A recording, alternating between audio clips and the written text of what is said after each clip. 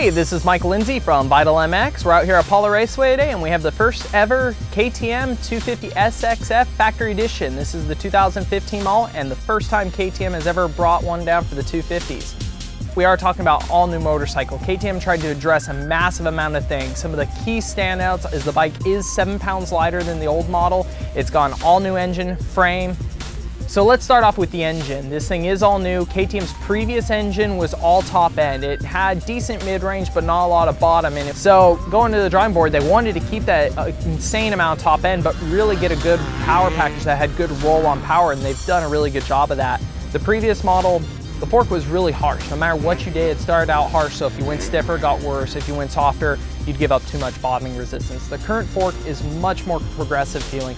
I still did go a little bit stiffer, but just to get an initial hold up. It has a lot more bottoming resistance and the harshness is gone. Unless when you do stiffen it, there's a little bit there for some of the small chop. It's not quite as comfort as it is stock, but it's still an overall big improvement. The shock, I almost touched nothing on. We just did a little bit of a rebound change just to get it to track a little better against high-speed chop. Other than that, I ran Saget 108. I typically like them a little bit more squat in the rear. It tracks awesome. I have no complaints. It really was very predictable. It would just settle down as much power as it's putting out now. It put it to the ground very well.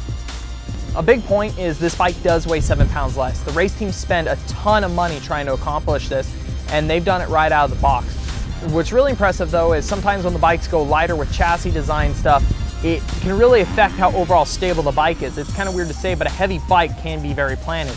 This bike is now as light, if not possibly the lightest in the class, but it's still extremely stable and predictable, and it doesn't feel kind of sketchy at any time.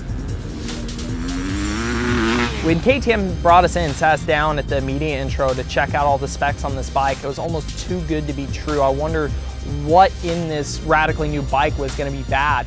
I'm really generally impressed at how good of a job they did. I really didn't want to change much on the bike all day, and there isn't much negative to it other than a couple of small things. I would still probably take the forks in the B, revalve a little bit.